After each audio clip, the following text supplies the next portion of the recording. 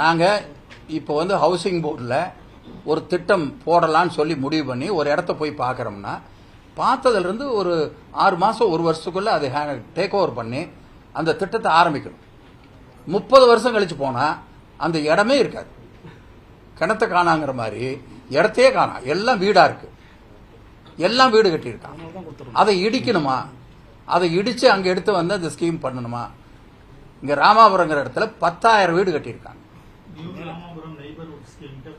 ஆமாம், இந்த 10,000 வீட்டை இடிச்சு கட்டுறதா இல்லை நாங்கள் வேற இடம் பார்க்கறதா? இதில் என்ன நியாயம் நீங்கள் முடிவு பண்ணுங்க.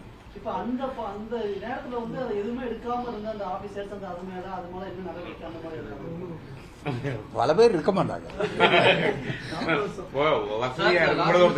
எழுதி கொடுக்கறாரு, வீட்டு வசதி வாரியத்தை கொடுத்துறாரு. ஆனா இப்ப வந்து அவங்க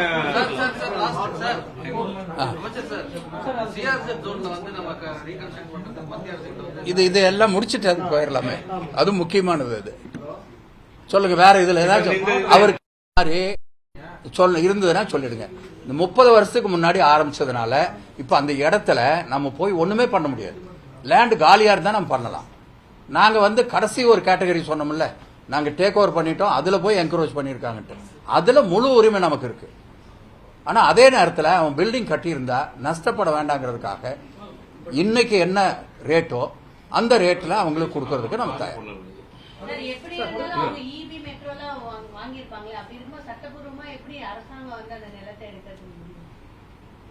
இல்ல இபி அவங்க அந்த லேண்டுக்கான உரிமையாளர்கள்ன்றது அரசாங்கமே சொல்லிருக்கு. ரேஷன் கார்டு வாங்கிட்டாலும் அந்த அரசாங்கம் அவங்களுக்கான அந்த லேண்ட் அப்படி இருக்கும். நீங்க எப்படி அதை டேக் ஓவர் பண்ண முடியும்? அப்படி இல்லம்மா, இது வந்து ஹவுசிங் போர்டு அக்வயர் பண்ணி வச்சிருக்கிற லேண்டு. ஒன்னு அவர் யார்கிட்டயாச்சும் வாங்கியிருக்கணும். சும்மா போற போக்கில் இந்த இடம் காலியா இருக்குது, இதை என்கரேஜ் பண்ணிடலாம்னு சொல்லி நாளைக்கு வந்து செக்ரட்டரியேட்டுக்குள்ள கூட ஒருத்தர் போடுவார். விட்டுற முடியுமா? அது வந்து அது ஒரு காலத்துல இபி கேட்டாங்கன்னா கொடுத்துட்டு இருந்தாங்க, இப்போ எல்லாம் கண்ட்ரோல் பண்ணிட்டாங்க. அது அந்த காலகட்டம் வேற. இப்போ அது வந்து அந்த மாதிரி நாங்க பார்க்கல. யார் வச்சிருக்காங்களோ டாக்குமெண்ட் வச்சிருக்காங்களோ கொடுத்துடலாம்.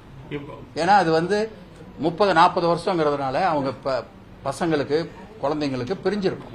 அந்த மாதிரி பிரச்சனைலாம் இருக்கு. அதனால இதுல எங்களுக்கு என்னன்னா, எடுத்த அந்த நில உரிமையாளர் தேவையில்லாம பாதிக்கக்கூடாது. ஏதாவது ஒரு குறிப்பிட்ட காலம்னா பரவாயில்ல, ஏதோ ஒரு காலகட்டத்தில் அவங்களுக்கு உண்டான அவார்டை பாஸ் பண்ணி கையில் கொடுத்துட்டு போயிருந்தா பிரச்சனை இல்லை. 30-40 வருஷமா என்ன பண்றதுன்னு தெரியாம இருந்ததுனாக்க அந்த ஒரிஜினல் ஓனரு அவர் இல்லப்போ, அவர் பையன் அப்புறம் பேரன் அவங்க தான் இருக்காங்க. இதெல்லாம் வந்து நம்ம ஒழுங்கு பண்ண வேண்டியது நம்ம கடமை, ஒரு அரசாங்கத்துடைய கடமை. அதை இப்போ நாங்கள் செய்கிறோம். அதே நேரத்தில் புதிய ஸ்கீம் வர்றதுக்கு நாங்கள் இடத்த இப்போ தனியாக பார்த்து அதையும் பண்ணுறோம். அது புதிய ஸ்கீம் வர்றதுக்கு.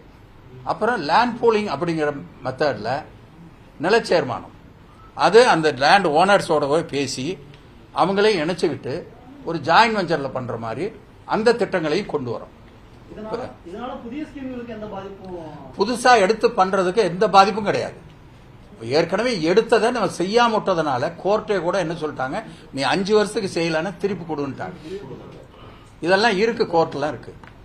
அதனால நாங்க இப்ப முறையா ஹவுசிங் போர்டுனா பார்த்தா யாருக்கும் பயம் இருக்கக்கூடாது, அன்பா வரணுங்கிற அந்த ஒரு நிலைமையை உருவாக்கியிருக்கோம். உங்களுக்கு வந்த மனுக்கள்லயே ஒரு ப்ராப்ளமேட்டிக் மனு எனக்கு கிட்டத்தட்ட வந்து வாரிசார் வசதியாரமா கொடுத்துட்டு இப்ப இன்னைக்கு இல்லாம இருப்பாங்க.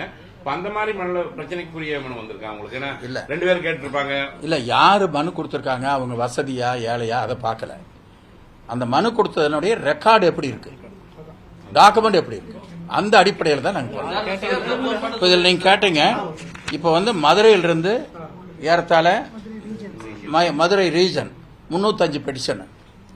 இது பெட்டிஷன் மட்டும் 305. அப்புறமேல எடுக்கும்போது அது வந்து நிறைய வந்திருக்கும், அதையும் அதோட சேர்த்துட்டோம். அப்புறம் சேலத்திலிருந்து 1760 பெட்டிஷன் சேலம் ரீஜனில். சென்னை ரீஜனில் 2423, டோட்டலாக 4488.